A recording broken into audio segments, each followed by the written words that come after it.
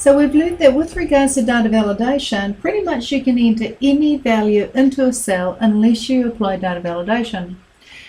We've looked at how you create drop-down lists. Now what I want to do is show you the other types of data validation you could use. For example, in the column G, we've got a list of dates. These are deadline dates. I'd like to select G2 to G271. Then I'm going to click on Data Validation under the Data tab in the ribbon. I'll go to Settings, and let's have a look at what we've got besides any value and list. You can make it that they have to enter, for example, a whole number, and it can be between two particular values, and those values may even be derived from somewhere in the spreadsheet and not be static. You can also make it that they have to enter a date or a time or text of a certain length. There's a variety of validation criteria. Let me show you one with a date, for example. I want them to enter a date, so whatever goes into G2 to G271 must be a date, not text, not a number. And if it is a date, then I don't want it between two certain values, I want it to be greater than. So I can choose that option in here.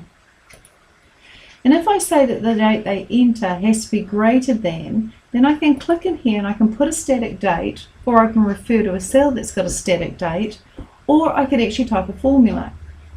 Now, one of the functions in Excel is equals today, and that means on its own like that I would have to enter a date that was greater than today.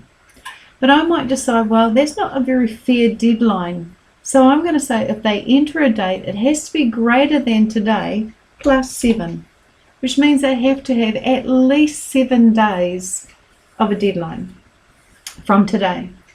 And then I might say in the input message, title, enter a deadline. And I might tell them that you must enter a date, and that date entered has to be at least 7 days beyond today. And I could put the same sort of message if I copy it and go to the error alert and put a stop style, put invalid deadline, and then paste that message. You have, same message, you must enter a date, it must be at least, so it's an input message plus it's an error message. So I'll choose OK. Here's my input saying enter a date. You must enter a date, and that date must be at least 7 days from today. So if I clicked in G2 and entered today's date, control semicolon, and went enter, here's my error. It's not happy that that's today's date. It has to be at least 7 days from today.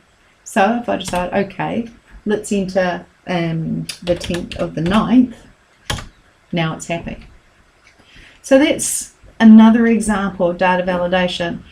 We want to try and ensure that the data that they enter into the spreadsheet is valid. And sometimes we can put very tight rules like a list and they have to choose from that list.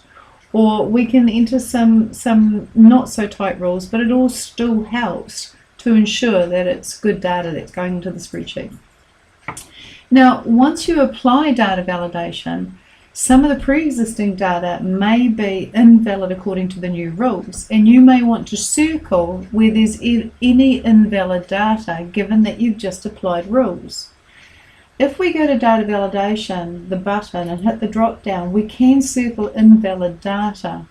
And if I click that, it's going to do a bit of a thing and it's going to complain because it can only circle the first 255 errors or invalid data, and that's it. So I go OK. So it's circled finance because technically that's not valid, and it's circled all these dates because they are not within a date that is greater than 7 days from today.